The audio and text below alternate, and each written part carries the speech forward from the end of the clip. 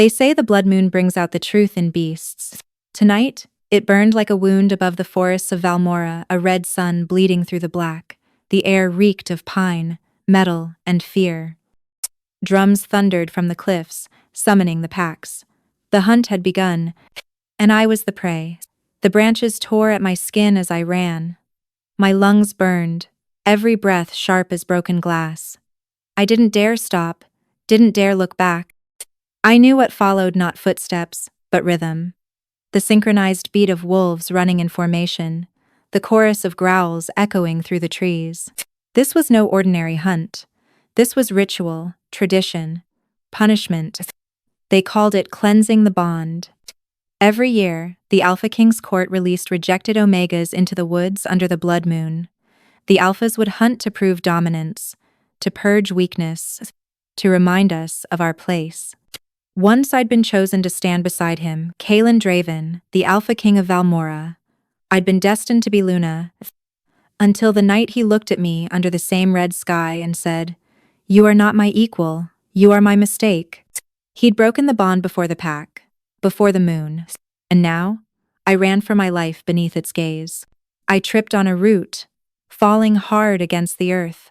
The cold mud bit into my palms. I tasted blood. My wolf whimpered, clawing against the edges of my mind, begging to shift, but I couldn't. Not yet. They would smell me, see me, tear me apart before I reached the river. Somewhere behind me a horn blew, deep, commanding, his call, Kylan. Even the sound of it froze me. I hated that it still did. I hated that my body remembered him when my heart refused to. My pulse stuttered, not from exhaustion, but from the cruel familiarity of that voice echoing through the woods. The king hunted tonight, and I was his quarry. I forced myself up and kept running, slipping through the undergrowth like smoke. The forest grew denser, older trees gnarled and silvered with moss. The moonlight barely reached this far, only shards of red gleaming through the branches. Every instinct screamed to hide, to vanish. "Don't breathe," I whispered to myself, crouching low as I reached the ravine. My body trembled. "Don't breathe or he'll find you." The wind shifted. I could smell them now, the metallic tang of weapons, the musk of wolves in human skin. Closer, too close. I slipped down the slope, dirt sliding beneath my bare feet. My fingers scraped against bark until I found a hollow in the base of an old tree. It was small, barely enough to fit me, but it would have to do. I pressed myself inside, every muscle tight, chest heaving silently. The sound of pursuit grew louder. Voices, laughter. "Spread out!" one of them barked a soldier, not Kalen. The Omega was seen heading north. The king wants her alive. Alive.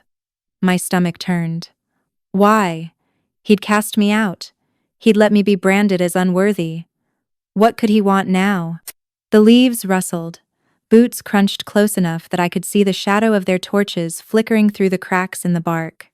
My pulse thundered in my ears. Sweat stung my eyes.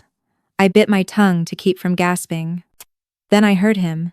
Not his voice this time, his presence. Every creature in the woods went still, as if bowing to something unseen. The soldiers lowered their heads instinctively. The forest held its breath. Kalen Draven stepped into view. He didn't wear a crown tonight. His armor was black leather, streaked with ash and silver. The moonlight caught the edge of his jaw, sharp, merciless. His eyes, once gray, now glowed faint gold under the blood moon. The wolf in him was awake. And gods, he was beautiful in a way that hurt to look at. He walked slowly, every movement measured. "She's near," he said quietly. "I can smell her." My blood froze. He moved closer to my hiding place. My lungs screamed for air. "Don't breathe, don't breathe." A branch snapped above me. My heart stopped. He tilted his head, eyes narrowing. For a moment, I thought it was over, that he would tear open the hollow, drag me out, and finish what he'd started months ago when he rejected me before the pack. But then, his expression shifted, softer, uncertain. His gaze lingered on the hollow tree, as if he sensed me, as if some invisible thread still bound us. Then he turned away. "Leave this area," he ordered the guards. "She's not here." My throat tightened. He knew. I didn't know how, but he knew. And he'd let me live. As his footsteps faded into the distance, I exhaled shakily for the first time in what felt like hours. Tears welled, hot and unwanted. He'd spared me. Again. But mercy from Kaelin Draven was never kindness. It was a warning. The blood moon still burned above the forest, painting the world in red. I pressed my forehead against the hollow bark and whispered, "You can hunt me all you want, Kaelin, but I'm not your prey anymore." Somewhere deeper in the woods, the horn blew again low, steady and deliberate. This time, I knew he wasn't signaling his soldiers. He was calling for me. The forest had gone silent, the kind of silence that isn't peace but warning. Every instinct in me screamed to move, but my body disobeyed. My lungs ached from holding in the one thing that would betray me: breath. I could still hear their voices echoing faintly through the woods, the king's soldiers spreading in a wide circle, their footsteps pressing into the wet earth, their torches burning small holes in the dark. I stayed inside the hollow tree, fingers clutching the damp bark. My heart was loud, too loud a traitor pounding beneath my ribs. Then it happened. A twig snapped behind me. I froze. It was small, barely a sound, but in the silence it was thunder. My lungs burned. The forest listened, and then I felt him. The air changed heavier, sharper, electric with power. I didn't need to see him to know. My wolf knew before I did. Kaelin Draven, the Alpha King, the man who had once been mine, the man who'd broken me before the entire pack. The sound of boots on wet leaves grew closer, steady and slow. My pulse tripped over itself, fear and memory tangling together until I couldn't tell them apart. I wanted to disappear. I wanted to fight. I wanted to scream. Instead, I made the smallest, most fatal mistake. I breathed. Just once. Soft. Trembling.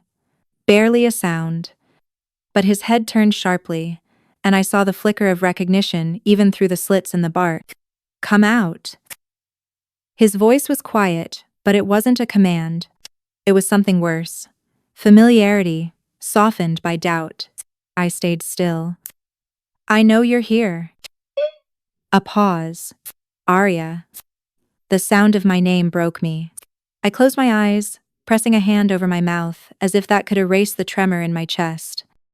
The sound of my name on his tongue was the same as it had been the day he rejected me. Heavy, reverent, cruel. He moved closer. The light of his torch seeped through the cracks of the hollow, spilling across my face. I knew it was over.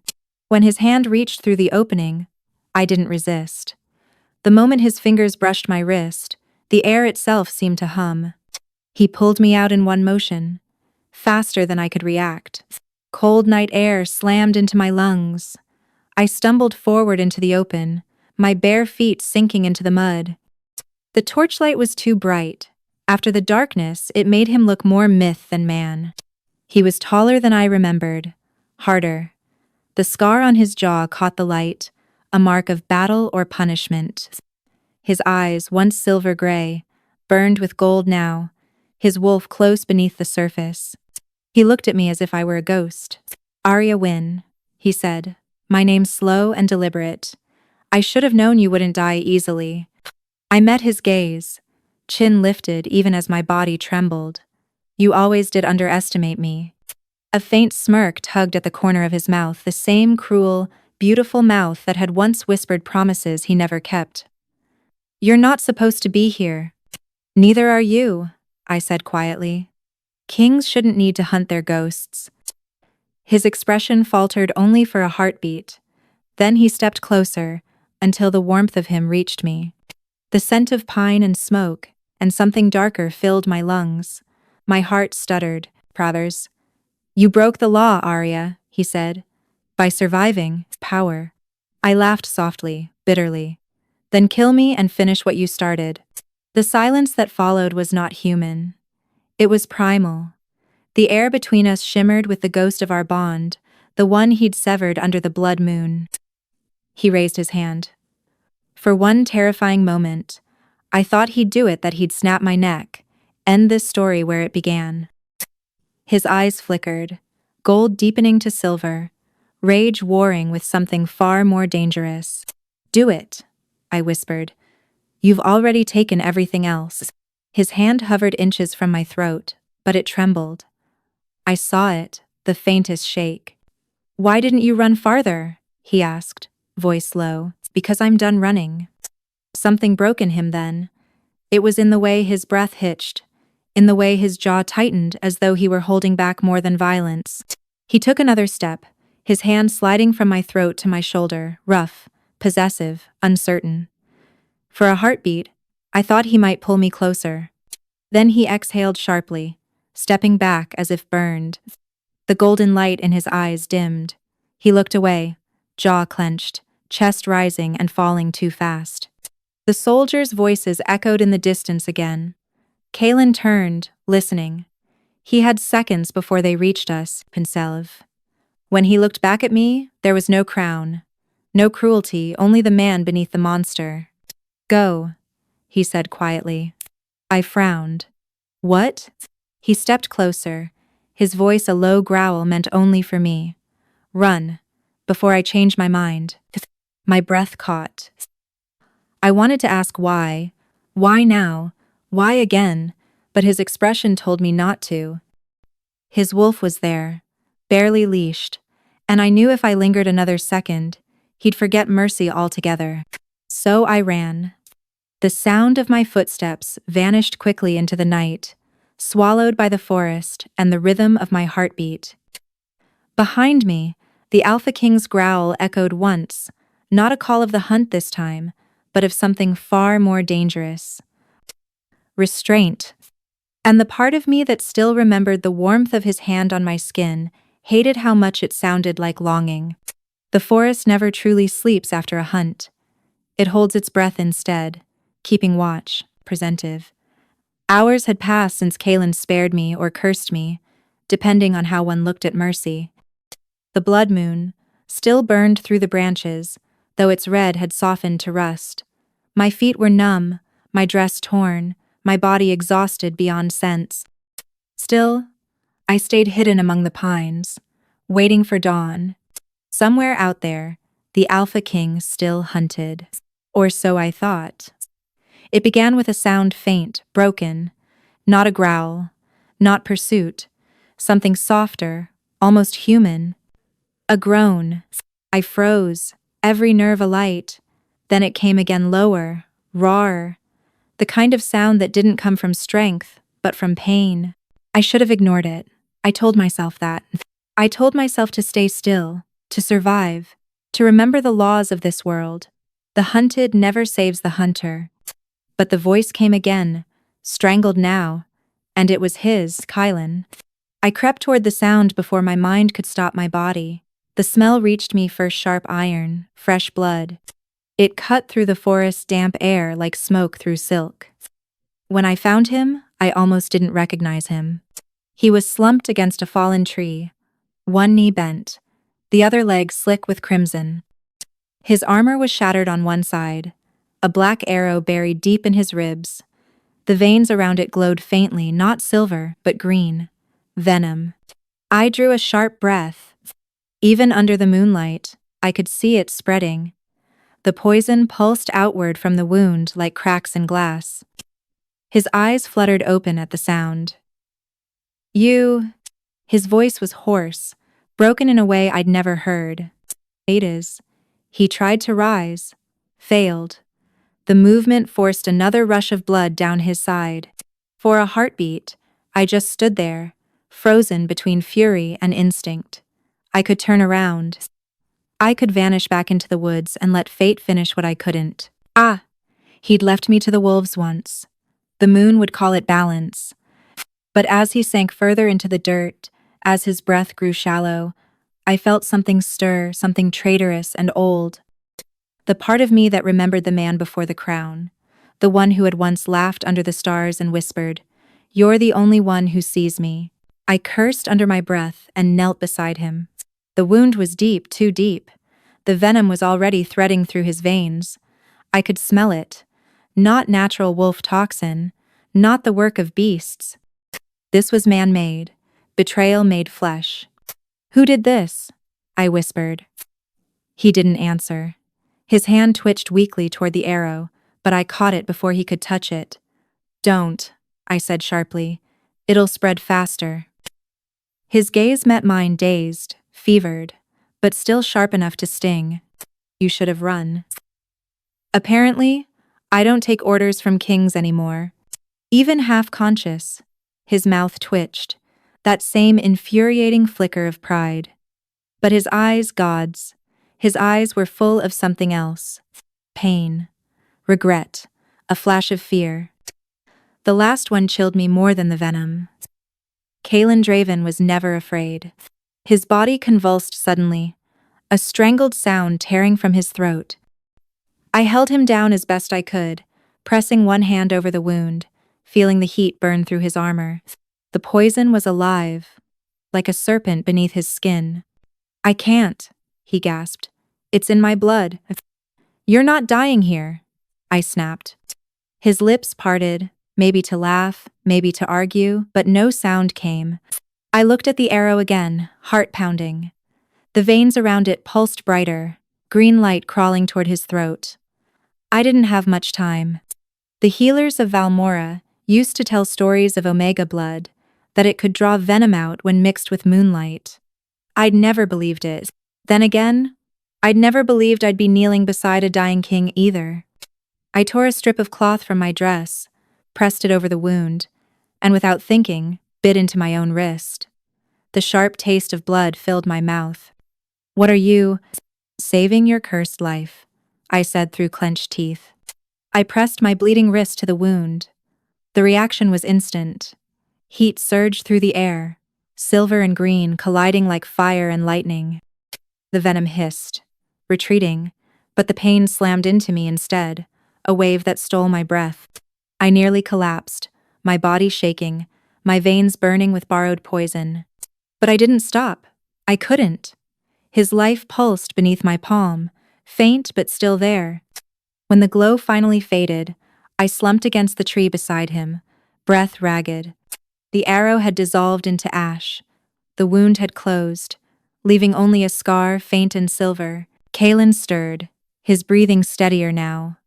His eyes opened slowly, heavy with exhaustion. "You shouldn't have," he exhaled weakly. "You'll regret this." "Too late," I muttered, pressing a trembling hand to my wrist. The bite had already sealed. My blood was still warm with his scent. He studied me for a long moment, as though trying to make sense of what I'd done. Then, in a voice barely more than a whisper, he said, "You always were stubborn." I wanted to hate the way that sounded soft, familiar, almost human. But instead, all I could do was stare at him. This was the man who had shattered me, the man who'd turned love into exile. And yet, here I was, keeping him alive. When his eyes finally drifted closed, I could have walked away.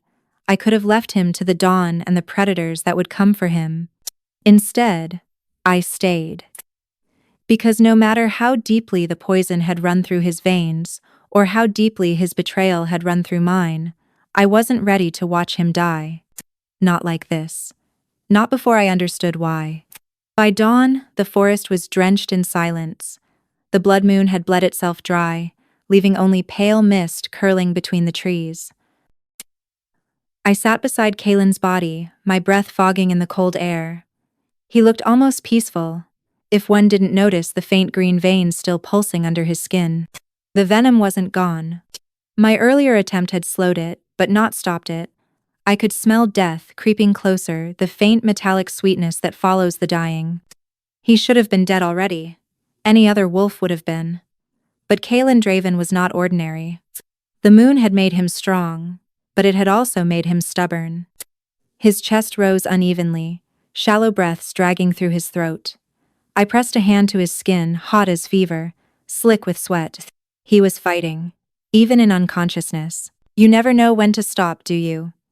I murmured, my voice raw. Even dying, you have to prove you're stronger.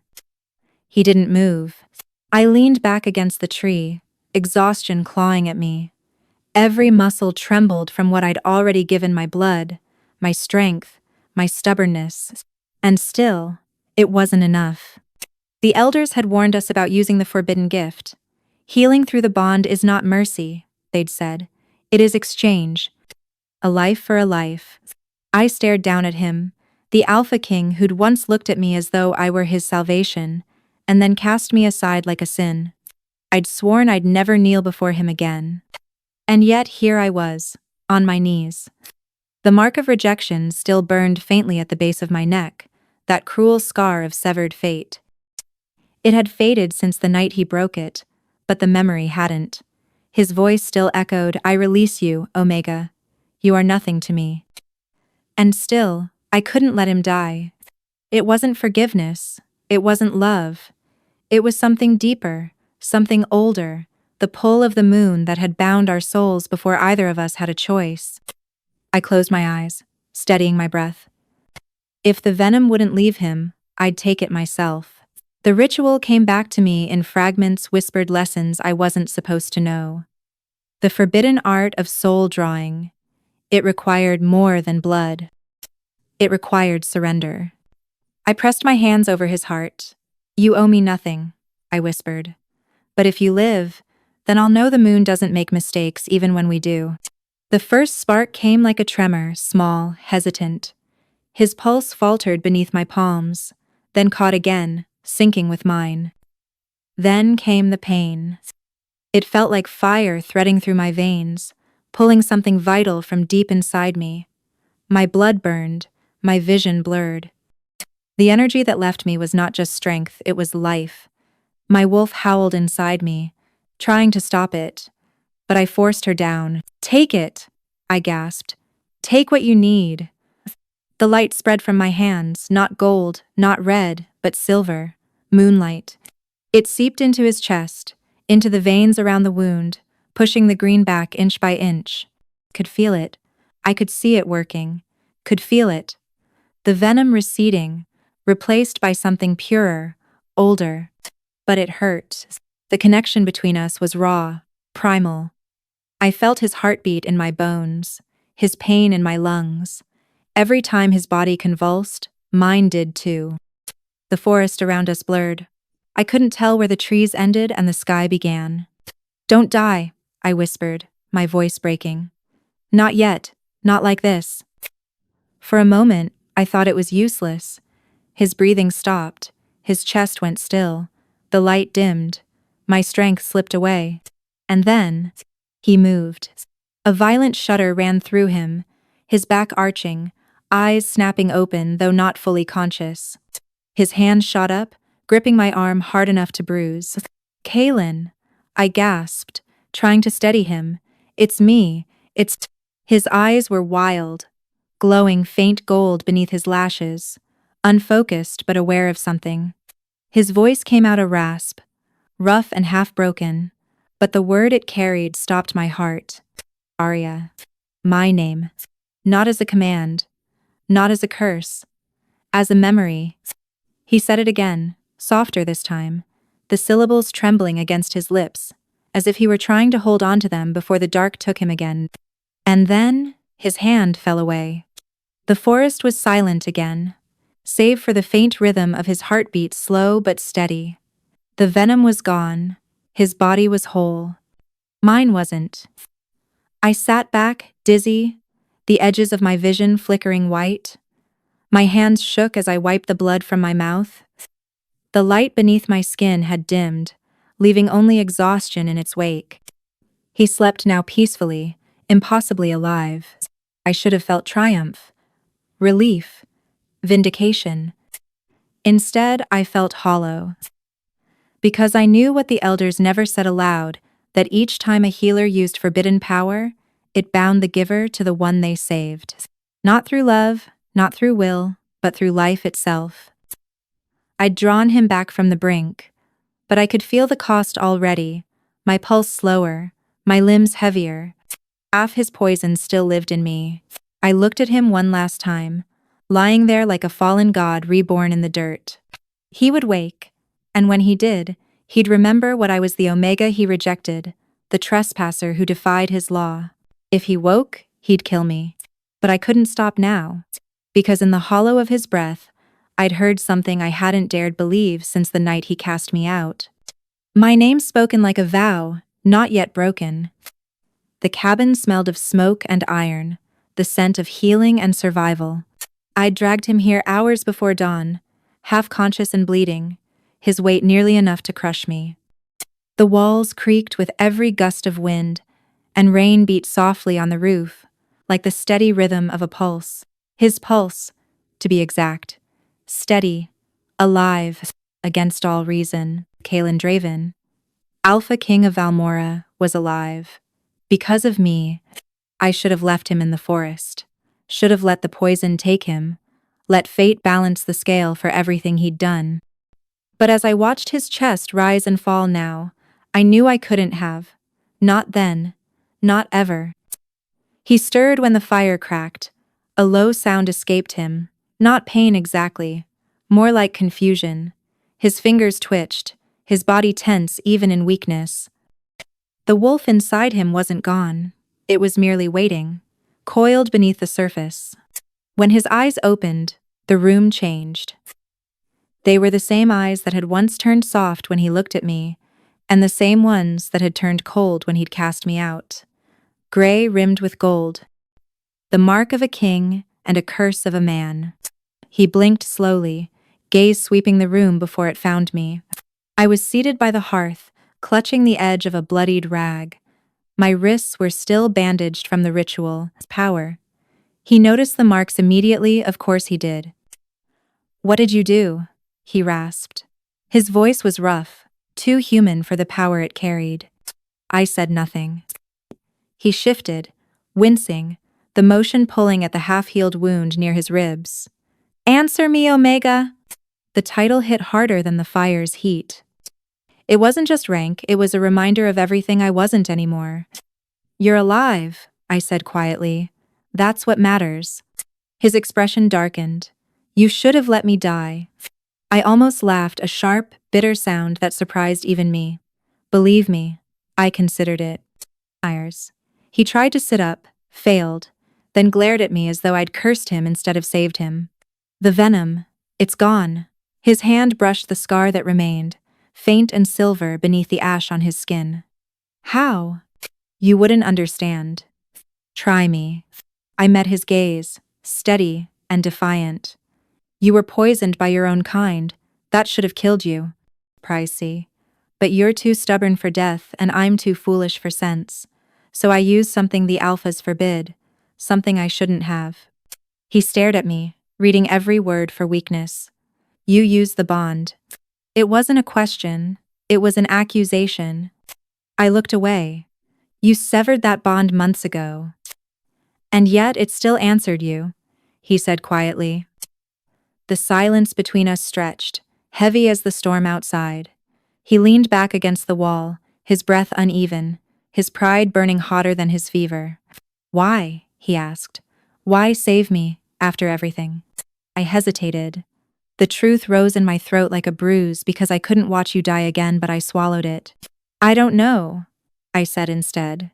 He studied me for a long moment, his jaw tightening. "You're lying." "Maybe," I said. "But you're alive, that's enough for tonight." I stood, brushing the dirt from my hands, and turned away from him. The air between us hummed, not warmth, not yet, but something dangerous and familiar. For a moment, I almost thought he'd let the silence win. Then his voice cut through it again, quieter this time. "What happens now?" "Now?" I said, staring into the fire. "You heal. I leave." He gave a hollow laugh. "You think you can just walk away? I already did once." He didn't argue after that, but I could feel his gaze burning into my back, sharp as a blade. The king who'd once ruled me now lay powerless, and yet he still filled the room like a storm waiting to break. By the time I dared look at him again, His eyes had drifted shut. Sleep claimed him or something like it. Even then, his hands twitched, reaching for something unseen. Maybe the crown he'd lost. Maybe the ghost he thought he'd buried. Outside, thunder rolled through the valley. That's when I heard it faint at first, then clearer. The crunch of footsteps outside the cabin. More than one. I crossed the room silently, peering through the narrow window slit. Through the rain, I caught a glimpse of movement shadows. 4, maybe 5. No torches, no crests. Assassins, pod. So, the betrayal wasn't done. I turned back toward him. He was still asleep, unaware, his chest rising and falling slow. There was no time to wake him, no time for hesitation. In means and tations, phase hadn't for mean. He stud of the denser part, the wake half intunity part. I grabbed the bow from where it hung near the door, a relic left by the cabin's last hunter, and notched the first arrow. The door burst open before I could take aim. The first man through barely had time to register my face before my arrow struck him clean in the throat. He fell without a sound. Another rushed in from behind. I turned, fired, missed by inches, then grabbed the dagger from my boot and met him halfway. The blade found his side. He crumpled. Outside, the rest hesitated. They hadn't expected resistance. I stood in the doorway, drenched in rain, the bow steady in my hands. My heart raced, my wolf howling beneath my skin. "Come," I whispered to the trees. "Let's finish what you started." The night answered with silence. The remaining assassins slipped back into the woods. Cowards now, not hunters. When I turned back, Kalen was awake. He was watching me. For once, he didn't look like a king. He looked like a man, staring at the very thing he couldn't understand, the Omega, who had defied death and the laws of his own making. "You saved me again," he said quietly, voice rough. I lowered the bow, breath trembling. "Don't get used to it." But even as I said it, I knew it was already too late. Because somehow, between mercy and blood, we had crossed into something far more dangerous, a truce born of survival, and a bond neither of us could name. By morning, the storm had passed. The world outside the cabin looked deceptively clean, the air washed, the leaves dripping silver light. But peace is a liar. It always hides what festers beneath. Kalen sat by the fire, shirtless, the faint scar from the venom glinting across his ribs. He hadn't spoken much since the attack. His silence wasn't calm. It was calculation. When he finally looked at me, it wasn't as the man I'd saved, but as the king remembering what he was supposed to be. "Someone in my guard betrayed me," he said flatly. The arrow came from my own ranks. I didn't respond.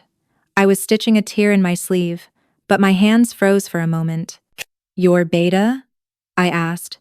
His eyes flicked to me sharp, assessing. Darian. Darian. The name made my wolf bristle. I remembered him from before the cold, precise second in command who'd looked at me like I was something fragile that needed to be broken. He'd been Kalen's shadow, loyal beyond reason. "Are you sure?" I asked softly. Kalen nodded once. "I can smell his venom on the arrowhead. He used the bloodroot toxin, the one only the Beta Council is allowed to handle. I trained him myself." He said it without emotion, but his jaw tightened, and that small tell was enough. The betrayal had cut deep, Kalen. "He's turning the kingdom against me," Kalen continued, staring into the fire. "If I die, he takes the throne under the pretense of restoring order. He'll blame it on a coup from within the Omega, ranks an assassination attempt by the rejected." My chest went cold. "You mean—" "Yes," he interrupted. His gaze met mine. "You." I froze. It shouldn't have shocked me. The kingdom had already written me off as cursed. A rejected Omega surviving the hunt? It would make perfect sense to them that I'd poisoned the king out of spite. Darian didn't need proof, only a story. "I'll be executed," I said quietly. Kalen's eyes softened, just for a breath. "Not if they never find you." He stood then, testing his balance. He was still weak, but his posture was iron again. The king had returned, Khan. Darien will have already sent scouts, he said. He'll expect me dead. If word spreads that I'm alive, he'll need to finish what he started. He can't risk me revealing the truth. Power. Then tell them, I said sharply. Tell them it was him. Expose him before he... I can't. The finality in his tone stopped me cold. He turned toward the window, his voice low but steady. Point. If I accuse my own beta without proof, I'll fracture the council before the kingdom can heal. The packs would turn on each other. It would be civil war. So, instead, you'll protect him? I'll protect Valmora, he said. And you. The way he said it quiet, resolute, made my heart stutter in a way I didn't want it to. You can't protect me, I said bitterly. You're barely standing. He gave a small, humorless smile. You forget who I am. No, I whispered. I remember exactly who you are, and I remember what you did. That silenced him. For a long moment, the only sound was the crackle of the fire. He rubbed his temple, exhaustion creeping in despite his pride. The firelight caught the edge of his face, weary, defiant, and somehow still beautiful. When he spoke again, it was quieter. If Darien learns you're alive, that you were with me when the venom took hold, he'll use it. He'll claim you poisoned me, and that my sparing you was proof of a spell. The council would believe him. Even my wolves would turn. And I looked at him across the small cabin, the man who had once rejected me to preserve his kingdom, now willing to defy that same kingdom to keep me hidden. You'd betray your laws for me? I asked. He hesitated. I've already broken worse. I swallowed hard, unsure whether to be grateful or furious. Then what's your plan? I'll send word to my generals. Quietly. We'll smoke Darien out from within. But you, his voice hardened. You'll stay here, out of sight. No one can know you're alive. Out of sight. I rose to my feet, meeting his gaze. I'm not hiding while your beta tries to kill you again. This isn't a request. Neither was saving your life. His expression cracked just slightly, and I saw the faintest flicker of something human behind the steel. He turned away before I could read it. You don't understand what's at stake. I understand enough, I said, stepping closer. Your kingdom is rotting from the inside, Kaelin. You think hiding me will stop that? Darien won't stop until your throne is his and your death is mine. In fact, for hiding, subscribe time the Marion. Darien won't stop until his raft, making in the side, making in the He looked over his shoulder, eyes dark with conflict. Then let him come for me. I'll deal with him. And what if he wins? He smiled faintly, the kind of smile that didn't reach his eyes. He won't. Something in the way he said it made me believe him. Or maybe I just wanted to. I moved past him, grabbing my cloak from the chair. You can play your king's games, but once you're safe, I'm gone. His head snapped toward me. Gone where? Anywhere you're not. The words hung in the air like smoke. I expected anger, maybe even pride. But what came instead was quiet, heavy, unspoken regret. Arya, he said finally, voice barely above a whisper. When this is over, the world won't let you hide. You'll always be a mark, the Omega who defied the king. Then I'll learn to disappear. For a heartbeat. Something in his eyes wavered. Not command, not cruelty. Fear. The kind reserved for things one can't control. He nodded once, sharp and final. Then we both have our vows. I'll find my traitor, with calm. And I'll leave before your wolves do. He turned away, but I saw his jaw tighten, his fists clench. The firelight caught on his scar, a reminder of what bound us still. 2 lives tied by blood, betrayal, and choices neither of us could undo. The king swore to protect his throne. The Omega swore to protect her freedom. And the forest, silent, endless, bore witness to the fragile peace between predator and prey. The hidden valley lay just beyond the cliffs, untouched by the kingdom, a place the world seemed to have forgotten. The air here carried the scent of wild jasmine and rain-soaked moss. The mountains circled us like guardians, their peaks veiled in morning mist. Kaylin said it was safe here. Safe. The word sounded wrong in my mouth. There was nothing safe about hiding beside the man who had once broken me. He had built a small camp by the stream, a fire, a lean-to, the kind of simple shelter no king should have to know. Yet he moved through it without complaint, as if he had been waiting for exile all along. Days passed in silence. I hunted. He healed. We didn't speak of Darion, or the coup, or the growing sickness festering in his veins. But silence didn't mean peace. Every glance burned. Every word left unsaid felt like a blade pressed between us. At night, when the fire dimmed and the wind shifted, I could hear it, the faint hum beneath my skin, a rhythm that wasn't mine. The bond, it shouldn't exist. He had broken it months ago under the blood moon, severing the thread that tied us as mates. But now, in this valley where no one else lived, I could feel it again, weak, fragile, but alive. I ignored it at first, pretended it was imagination. But then I saw him wince one morning, his hand pressed to the scar over his ribs. "You're not healing right," I said, breaking our 3-day silence. He didn't look at me. "It's nothing. That poison was crafted to kill alphas. You can't shrug it off like a scrape." He stood then, taller than the firelight could hold, his eyes catching the flicker of gold that always made my breath falter. "And what do you suggest I do, Omega? You already saved me once." The title stung. I hated that it still did. "Maybe I should have stopped there," I said sharply. "Would have saved us both the trouble." He exhaled, a sound between a laugh and a growl. "And yet, here you are." I turned away, gathering my cloak. "Don't flatter yourself. I'm not here for you. Pardas." His voice softened, low enough to almost sound human. "Then why does it hurt you when I bleed?" I froze. I didn't answer, but my hand had already moved to the back of my neck, to the faint crescent scar that burned there, the mark of rejection. It had been dull for months. Now it pulsed in rhythm with his words. He saw the motion, and for the first time since the forest, something flickered in his expression: confusion, fear, recognition. "Your scar," he said slowly. "It's glowing." I turned to face him, and the fire caught on the pale silver lines etched into my skin. "So is yours," I whispered. He looked down at his chest, where the wound from the venom had once been. The scar there shimmered faintly, the same silver hue, the same pulse. For a moment, neither of us moved. The world felt suspended, the air too still, the silence too loud. "Price. What does this mean?" he asked, his voice rough. "It means something's wrong," I said.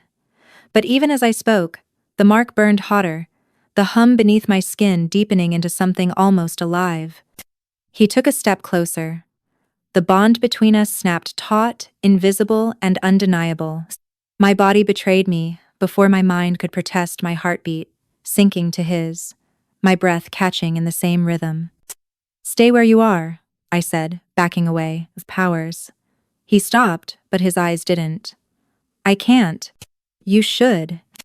"I can't," he repeated, quieter this time, as though it wasn't a choice, but a truth.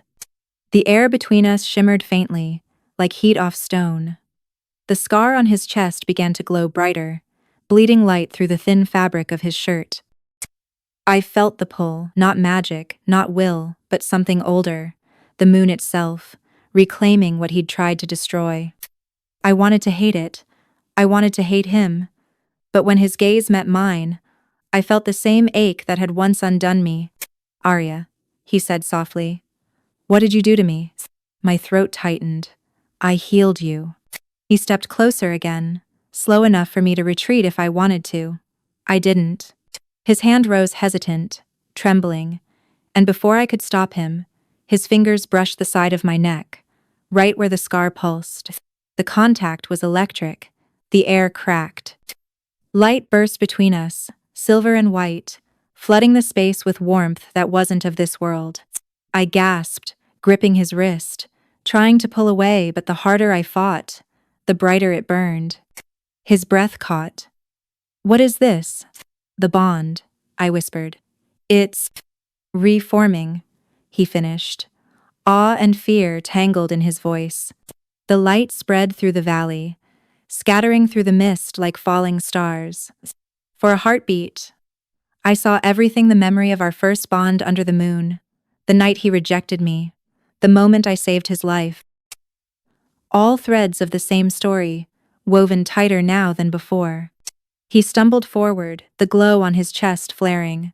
I reached for him without thinking, my hand pressing against the wound that still throbbed faintly under his skin. And then, everything stilled.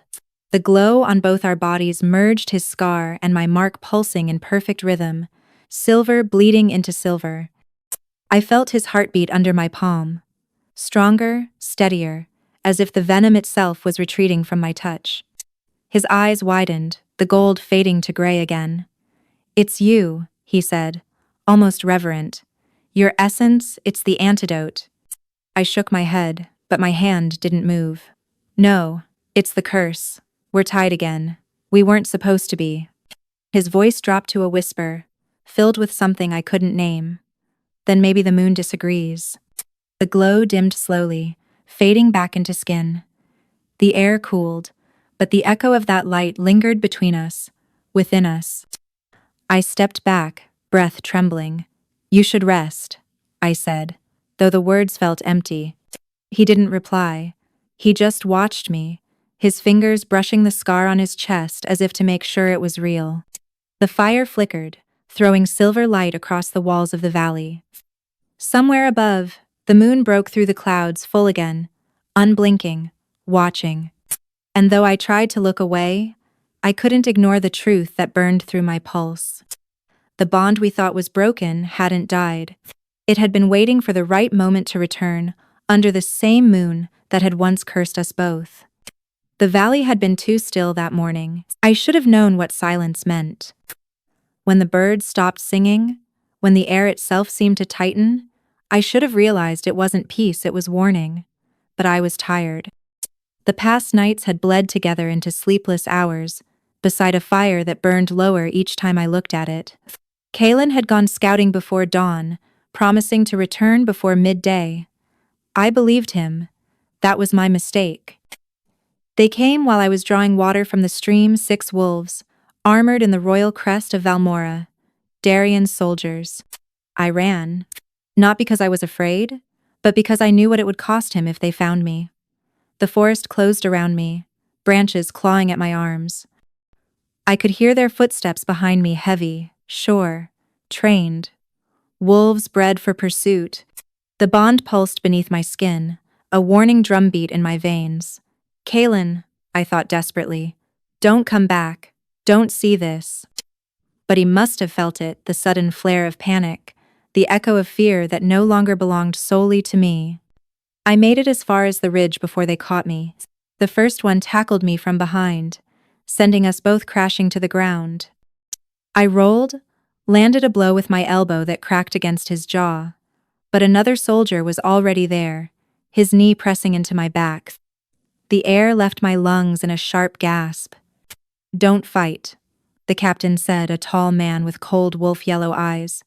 "We're under orders to bring you in alive." "Alive?" I spat the word, struggling against the weight on my spine. "Darien doesn't take prisoners." He smiled faintly. "Not for long." Something cold pressed against my neck, a steel cuff etched with runes. When it clicked shut, I felt the bond snap like a rope yanked too tight. The connection between Kaelin and me vanished, leaving only a hollow ache in its place. I didn't resist after that. The journey back to the palace was a blur of chains and silence. The soldiers spoke little, and when they did, it was in whispers I wasn't meant to hear. "Darien says she's dangerous." "Oh, an Omega? Dangerous?" "She healed the king's wound. With magic." "That's impossible." "Then why is she still alive?" By the time we reached Valmora, the sun had bled into evening. The city gates loomed ahead, familiar stone walls. the banners I used to walk beneath with pride now fluttering like warnings. They dragged me through the palace halls, past guards who averted their eyes. The court chamber was already full. I heard the low murmur of voices, the scrape of boots on marble, and then, his voice. "Bring her forward, Darian." He stood where Kaelin should have, at the base of the throne, hands clasped behind his back, every inch the loyal second in command. Only his eyes betrayed him. Sharp, gleaming, hungry. Quote, "So this is the infamous Omega," he said, circling me like a wolf who'd already decided on the kill. "The one who ran from the hunt. The one who poisoned our king." I didn't, and he raised a hand, silencing me. "You'll have your chance to confess. Before the council."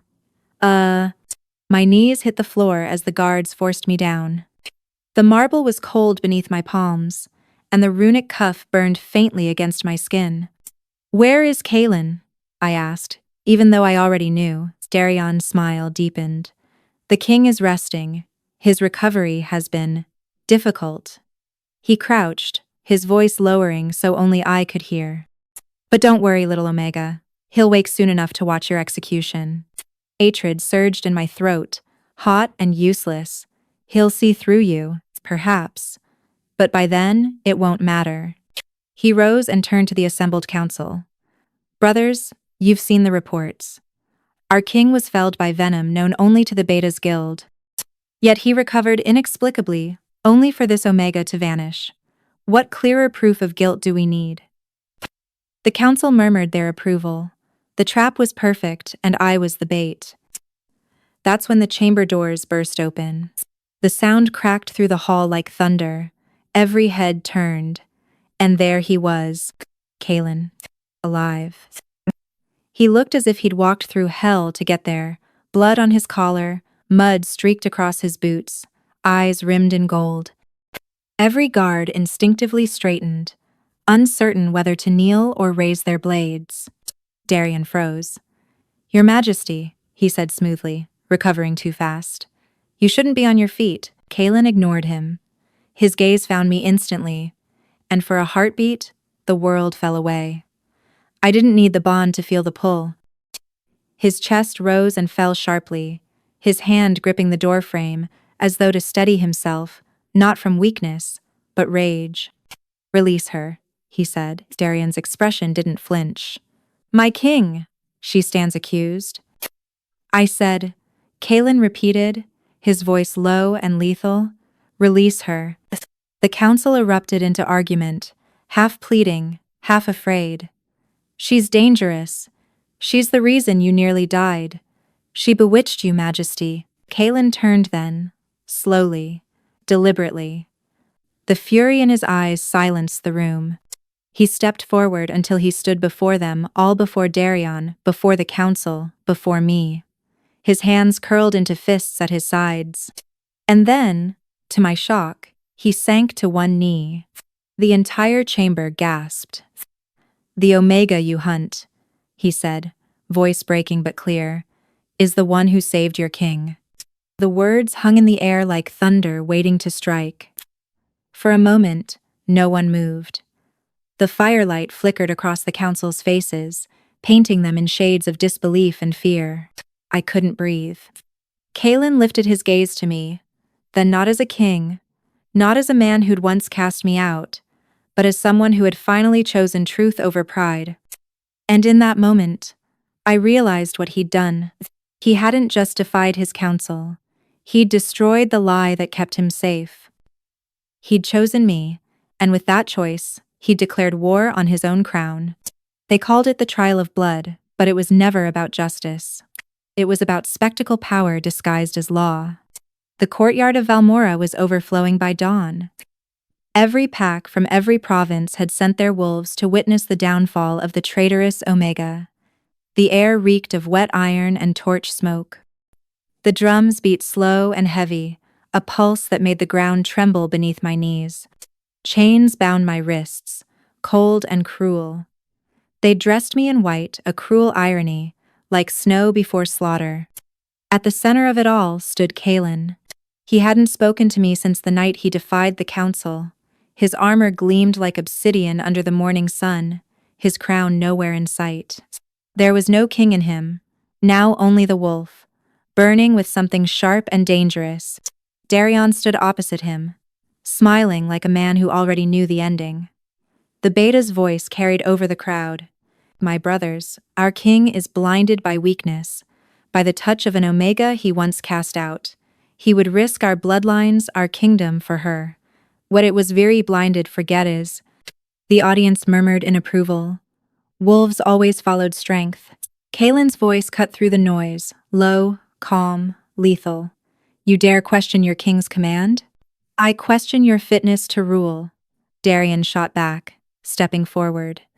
You broke the sacred law by sparing the condemned, by kneeling to her. He turned to the court. You all saw it, the Alpha King bowing to an Omega. Tell me, is that strength? The crowd roared in response. The sound was like thunder rolling across the mountains, hungry, bloodthirsty. Kalen's jaw tightened, his hands curled into fists, the faint silver scar on his chest pulsing beneath his armor. He didn't look at me, but I could feel him, the weight of his silence pressing against my ribs like a heartbeat, Darion continued, raising his arms theatrically. By the law of the moon, I challenge the Alpha King to the right of dominion. Let blood decide who leads Valmora. The words fell like a blade between them. The crowd gasped. The right hadn't been invoked in centuries. It was a fight to the death, 2 wolves, 1 crown. Kalen didn't hesitate. I accept. The soldiers moved fast after that, dragging me to the edge of the courtyard. I struggled against them, the chain biting into my wrists. Don't, I hissed, catching Kalen's eyes for the first time. Don't do this, he's baiting you. He met my gaze, steady, unreadable, then let him choke on his own trap. They stripped him of armor, leaving only the leather at his waist. His shoulders gleamed with sweat beneath the rising sunday. The scar where I'd healed him shimmered faintly, a reminder of what bound us still. The crowd began to chant low at first, then rising into a feverish roar. Alpha, beta, alpha, beta. Darion lunged first. His wolf was faster, younger, unrestrained. The two collided with the sound of thunder cracking stone. Kalen met him blow for blow, claws, teeth, fury. The earth itself seemed to shatter beneath them. I'd seen wolves fight before, but never like this. This wasn't dominance, it was desperation. Every strike was personal, every growl drenched in years of betrayal. Kalen's strength was staggering, but the venom still lingered in his veins. I saw it the split second, his hand trembled, the falter in his breath. Darion saw it too.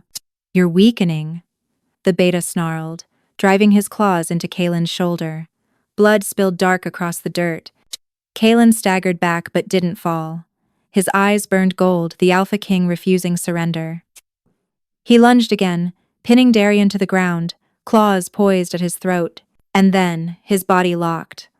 The poison surged through him, dragging him to his knees.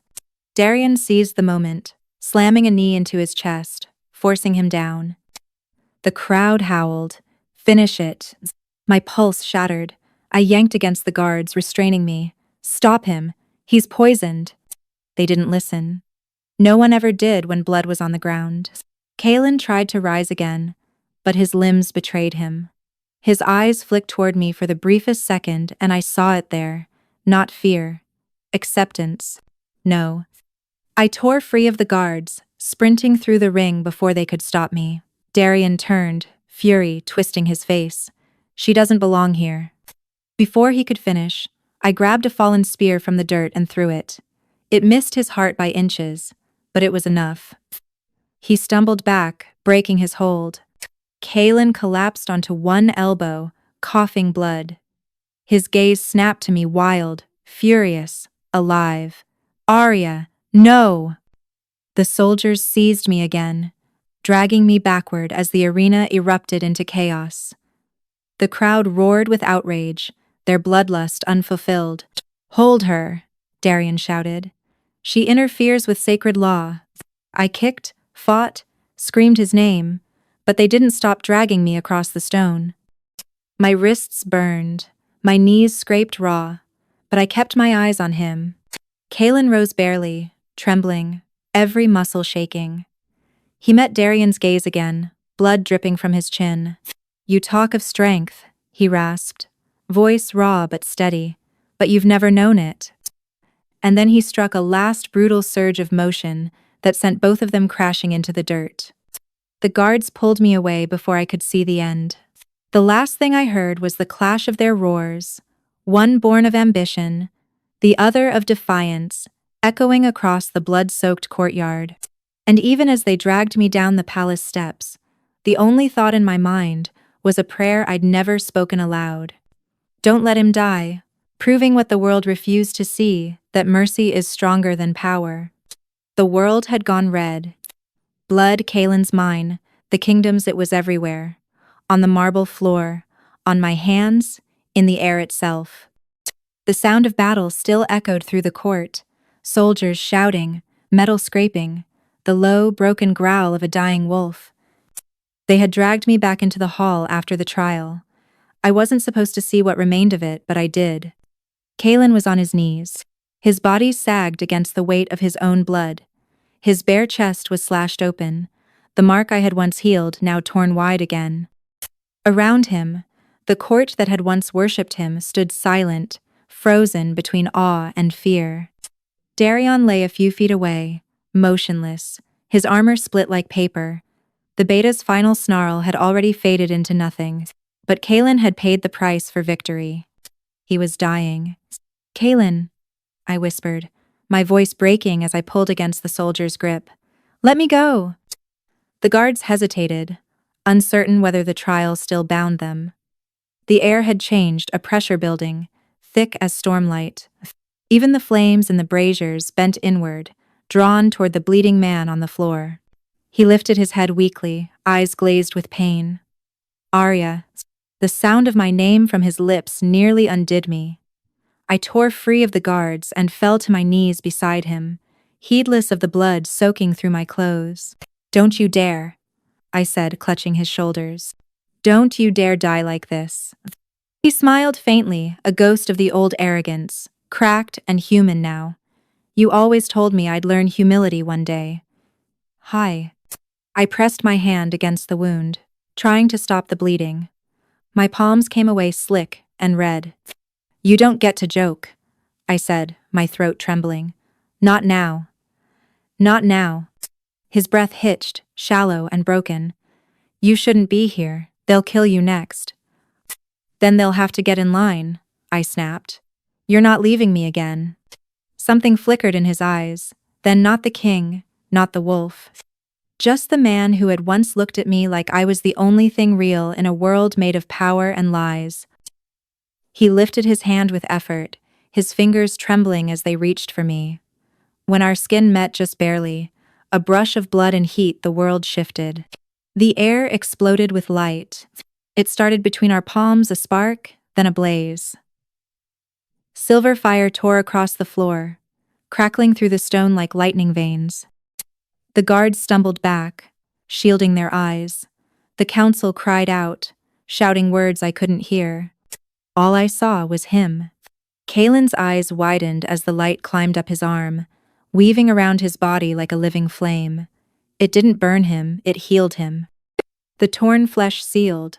The blood vanished into silver mist. His scars glowed like moonlight drawn into skin. My heart stuttered. I felt it too, the same heat, the same fire surging through my veins. The bond, the one he'd broken, the one the moon had refused to forget. He gasped, clutching my wrist as the silver light poured from me into him. Then back again, a current, unstoppable and eternal. I felt everything. His pain, his shame, his regret. Every night he'd spent trying not to dream of me. Every moment he'd buried behind duty and pride. It all flowed through the light, through our joined hands, through the wound that had once divided us, and then forgiveness. Not spoken, not asked for, just felt. He shuddered, eyes glistening, voice raw. "I broke the bond to save you. But it was never gone, was it?" Tears blurred my sight. No, I whispered. You just didn't know how to look for it. The light grew brighter, swelling outward until the entire hall blazed silver white. The court fell to their knees as shadows fled the corners. The torches extinguished, replaced by a glow that came from nowhere and everywhere. Above us, the roof trembled, stone creaking, banners whipping in invisible wind. Then the clouds outside split open. The full moon appeared through the broken ceiling, pouring its light directly down upon us. Kaylin and I were its center. The mark of rejection on my neck burned not in pain, but in rebirth. The jagged crescent smoothed itself into a perfect circle of silver light. I gasped as warmth flooded through me, sinking into my bones. Kaylin's matching mark, once a scar, now a flame, pulsed in rhythm with mine. The crowd whispered, "The moon's mark. It can't be. He severed it, it's impossible." But impossibility didn't matter anymore. The light wrapped around us like a vow remade, ancient, unbreakable. I felt the bond settle deep inside. Not a chain but a heartbeat, shared and whole. Kaylin's breathing steadied. He rose to his feet slowly, still holding my hand. His skin glowed faintly, his wounds gone, his eyes now silver instead of gold. The king reborn under the moon's witness. When he looked at me, there was no pride left, only awe. "I rejected you once to save a kingdom," he said softly. "But you're the one who saved me." I wanted to speak, but my voice wouldn't come. He turned to the court, those who had condemned me, those who had called me cursed, and his voice carried like thunder over still air. "You saw the truth with your own eyes. The moon has spoken. The Omega you cast out was never a curse. She was my mate." Silence fell. No one dared move. Not even the wind. The fire dimmed, leaving only the glow of our marks, two circles of light, bound and reflected in one another. Kaylin's fingers tightened around mine. His voice was almost a whisper now. "No crown, no law, no moon will ever undo this again." The last of the clouds parted, and the moon bathed the hall in silver peace. And in that stillness, amidst the ruin and the light, I realized that sometimes love doesn't end where it breaks. Sometimes it burns brighter after it's been to hell and back. The air still trembled from the storm of silver light that had torn through the court. The marble floor shimmered with the fading glow of our bond, two halves of a power that no one had seen in centuries. The moon hung broken through the roof, a wound in the heavens spilling light down upon us. Kaylin stood before me, breathing hard, blood and fire clinging to his skin. Around him, the council had fallen silent. The crowd that had once screamed for my death now bowed in stunned reverence. But one figure still moved. Darion. He should have been dead. Kaylin's strike had torn through his armor, yet somehow, the beta still rose, trembling, feral, eyes gleaming yellow with madness. "You think this changes anything?" he spat. "You think they'll follow a king bewitched by an Omega?" Kaylin turned toward him slowly. The silver still burned faintly in his eyes, calm and terrible. "They'll follow truth," he said. Darion laughed, bitter and wild. "Truth? You broke every law of our kind. You let weakness poison your blood. You forgot what it means to rule." I could feel it then, the tension coiling between them, old and raw. This was no longer a fight for the throne. It was for what the throne meant. Darion lunged first, a blur of fury and steel. Kaylin didn't move at first. He waited as if listening to something I couldn't hear. When the beta's blade came down, Kaylin caught it mid-strike. The clash rang like thunder. Sparks flew between them, and for a heartbeat, I saw their wolves spectral. Immense, locked in reflection, gold and silver fire spiraling together. "Dominance without mercy is decay," Kaylin growled, forcing Darion back. "And mercy without dominance is death," Darion roared, swinging again. Kaylin's strength faltered for a moment, not from weakness, but from something deeper. He wasn't fighting like an alpha. He wasn't trying to dominate. He was defending, protecting. The crowd watched in silence as the two collided again. I could feel the pull between Kaelin and me, the thread of the bond glowing faintly under my skin, whispering in time with his heartbeat. It wasn't just his power anymore, it was ours. When Darian's blade grazed Kaelin's shoulder, I gasped, the same pain flaring across my own skin. And then, instinctively, without thought, I reached toward him. My hand met the air, but the bond bridged it. Silver light rippled from my fingertips, finding him. His head snapped toward me, eyes locking on mine, and I saw the moment he understood. We were one pulse now, one rhythm, one strength. Kaelin's next strike wasn't physical. It came from that connection, a surge of light that poured through him, through me, through the floor itself. The marble cracked beneath their feet as Darian's body lifted off the ground, thrown backward by the sheer force of it. Power. When he landed, he didn't rise. The beta's blade clattered to the floor beside him, ringing out like the end of an era. Kaelin stood over him, breathing hard, silver light fading from his hands. "No more blood," he said quietly. "The laws that made this possible die with you." He turned then toward me, toward the council, toward everyone who still knelt in the shadows. His voice was steady, but something ancient lived in it now.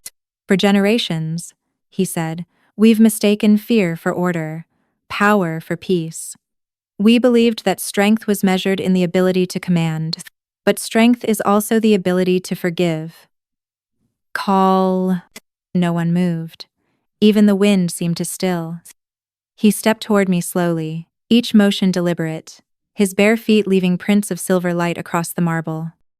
When he stopped before me, his expression softened, not the gaze of a ruler, but of a man who had finally come home. He took the circlet from his head, the crown forged of moonsteel and ash, and held it between us. "I renounce the old order," he said, loud enough for all to hear. "I will not name a Luna to stand beneath me. I will name an equal to stand beside me." My breath caught. "Kaelin?" He silenced me with a small shake of his head. Then, before the entire kingdom, he knelt the Alpha King of Valmora, bowing not in defeat, but in devotion. "The Omega you cast out," he said, voice breaking, "is the balance the moon sent me, the compassion I lacked, the voice I silenced. Without her, I am nothing." I couldn't breathe. Every memory of rejection, of pain, of running through the forest with the scent of blood and shame in my lungs shattered under the weight of this moment. He rose then, placing the crown not upon my head, but between our joined hands. Together, we lifted it, and the wolves of the realm, every alpha, every beta, every trembling omega, knelt as one. Not out of fear, not out of obedience, but reverence. The moon above us flared bright, splitting the clouds once more. Silver light poured across the courtyard, illuminating faces wet with tears, hearts unguarded. The sound that followed wasn't a roar or a cry, it was something older, purer, the first unified howl of a kingdom reborn. Kaelin turned toward me, his face aglow with the light of both man and wolf. He brushed a blood-stained strand of hair from my cheek, his voice rough but tender. "You were never my weakness," he whispered. "You were the breath I once lost." I closed my eyes, feeling the weight of those words settle into me, a promise, written not in law, but in the rhythm of our shared heart. And as the wolves howled beneath the silver sky, I finally understood. This wasn't the rise of a king. It was the rise of the true Alpha, the one who ruled not through fear or fury, but through love that refused to kneel. Weeks had passed since the trial of blood. The kingdom that had once trembled beneath tyranny now breathed again. Valmora was quieter these days, not the silence of fear, but of peace rediscovered. The clang of weapons had been replaced by the murmur of river wind, the sound of rebuilding, of laughter echoing through villages that had forgotten how to smile. Even the wolves, once chained to hierarchy, now roamed freely across the plains. The old banners were gone. Kaelin had ordered them burned, the sigils of conquest and dominance that had long divided Alpha from Omega, power from compassion. In their place, Silver tapestries hung from the palace walls, woven with the mark of the moon, not as a symbol of rule, but of unity. For the first time in centuries, the wolves of Valmora had learned to listen. It was strange walking through the same halls where I had once been paraded in chains. The marble was still cracked in places from the battle, but sunlight streamed through the broken roof like blessing instead of judgment. Flowers now grew where blood had fallen, wildflowers that sprouted between the fractures, as if even the earth refused to forget what was healed here. Kaelin stood beside me, speaking quietly to the council gathered in the restored Great Hall. They no longer bowed when he entered. They didn't need to. They listened. And that, I had learned, was a far deeper form of reverence. When his eyes met mine across the room, the same warmth from that night flickered between us, steady, unshaken. I no longer flinched at the title king. He no longer used it as armor. We were equals now, and the kingdom mirrored that balance. The forest where I had once hidden, where I had held my breath under the hollow tree, praying he wouldn't find me, had been declared sacred ground. Not for worship, but remembrance. Kaelin had decreed it would remain untouched, a sanctuary where no wolf, alpha or omega, could hunt. Classed. It's where the old world ended, he'd said quietly when we first returned there, and the new one began. That morning, I walked there again. The air was cool, the dawn pale and soft. The blood moon was gone, replaced by the gentle curve of a new one, the beginning of another cycle. I trailed my fingers across the bark of the hollow tree, still scarred from where I'd hidden. Moss had grown over it now, green and patient, reclaiming what had once been a symbol of fear. I closed my eyes and breathed deeply, feeling the forest's hum return, that ancient, low pulse that seemed to run through every root and stone. Behind me, I heard the familiar sound of his steps. No armor, no crown, just Kaelin, the man, not the king. He joined me at the edge of the clearing, his hand brushing mine, fingers intertwining easily, as if they had always belonged there. The council says the wolves from the southern provinces have pledged allegiance, he said softly. Without bloodshed this time. I smiled faintly. Allegiance sounds too heavy for peace. He chuckled under his breath. You'd rather call it understanding. Yes. I looked up at him. That's what we've been fighting for, isn't it? Not dominance, not survival, just understanding. He nodded, his thumb tracing slow circles across my knuckles. It's easier said than lived. Everything worth living is. For a moment, we said nothing. The wind moved through the trees, carrying the faint sound of the river. Sunlight caught on his hair, and I thought of the first night I saw him again, bleeding, broken, and too proud to ask for help. Now, his strength felt different, quiet, rooted. I used to think power was something you had to prove, he said, voice low. Every day, every battle. But you taught me something else. What's that? That real strength is what you protect, not what you control. I smiled, though my throat tightened. You learned that the hard way. He laughed softly. I had a good teacher. We walked together toward the heart of the forest, where the canopy opened to a small clearing bathed in silver light. The moon hung low, a thin crescent, just being born, soft and unassuming.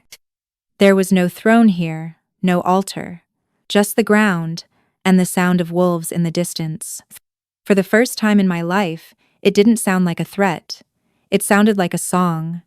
I looked at Kaelin, my chest full with something wordless.